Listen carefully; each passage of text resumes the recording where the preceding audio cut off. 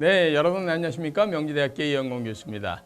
경제신문 쉽게 읽기를 위해서 경제용어 해설해드리고 있는 시간입니다. 자, 우리 흔히들 자본금, 그리고 증자, 무상증자, 유상증자 뭐 이런 얘기들이 많이 나오죠. 자산은 뭐고 부채는 뭐고 이런 것들 다 흔히들 나오는 거지만 한번 살짝 정리를 하고 가는 것이 좋을 것 같으네요.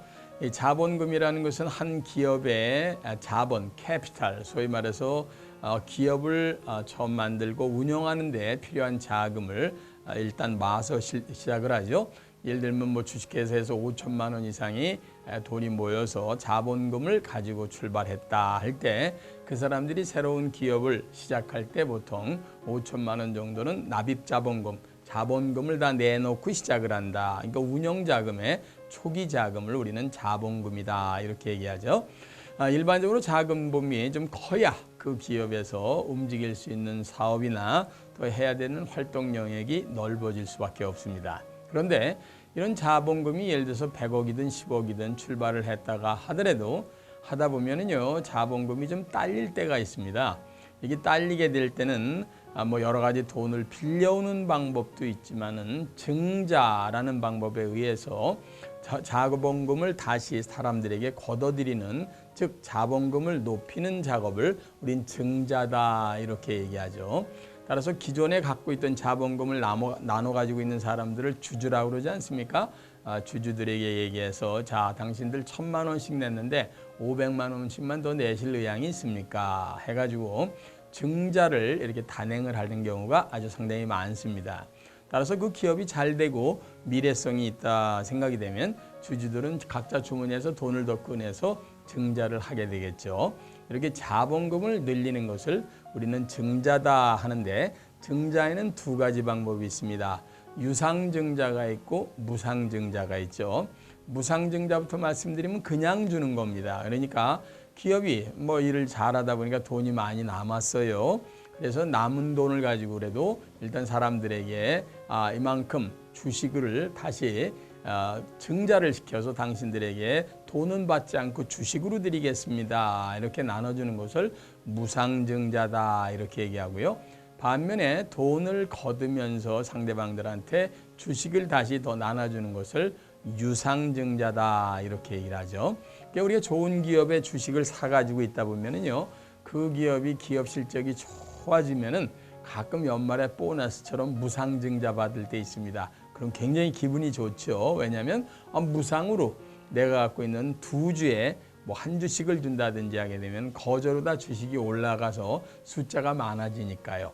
무상증자라는 건 기업이 잘 될 때 주는 거지 안 될 때는 절대로 줄 수가 없겠죠. 근데 유상증자는 기업이 잘 될 때든 혹시 좀 시원찮아서 자본금이 급하게 필요하다 하게 되면 내부적으로 주머니를 좀 서로 털어서 객출을 하는 방법을 유상증자다 이렇게 얘기를 합니다. 이번에는 자산과 부채에 대해서 말씀을 좀 드리겠습니다. 기업을 운영하는 데는 크게 나눠서 자본금이 있고요. 그 자본금에 의해서 열심히 뭐 공장을 설립한다든지 또는 뭐 설비를 산다든지 해서요. 보이거나 이런 보이지 않는 회사에 쌓이는 이 재산이 늘어나는 것을 우리는 자산이다 이렇게 얘기하죠. 자산은 크게 나눠서 유형자산과 무형자산이 있을 수 있습니다. 유형자산은 눈에 보인다는 뜻이죠. 공장의 기계, 컴퓨터, 또 무슨 뭐 예를 들면 커다란 자동차 이런 것들은 눈에 보이지 않습니까?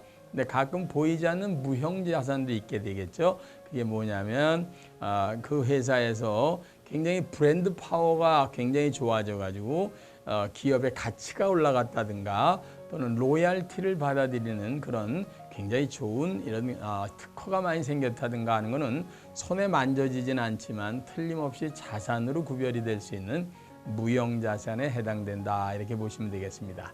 반면에 회사를 운영하시다 보면은 반드시 부채가 발생하게 됩니다. 이 부채라는 건 다른 사람에게 빚을 지고 있다는 뜻이 되겠죠.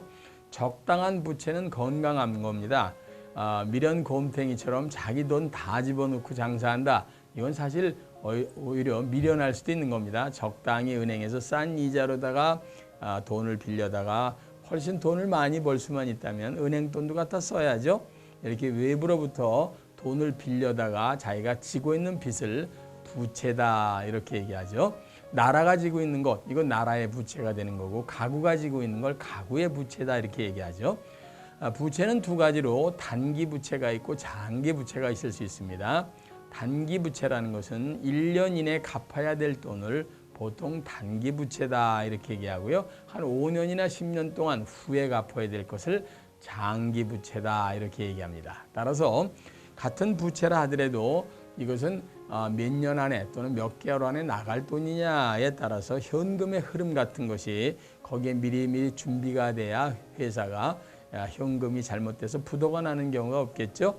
이렇게 부채를 일단 나눠서 장기 부채와 단기 부채로 잘 나눠서 관리를 하게 됩니다. 자본금 그리고 자산, 부채 요 3박자가 기업을 운영하는 돈으로 형성된 3요소다 이렇게 생각을 하시면 될 것 같습니다. 지금까지 이영공 교수였습니다.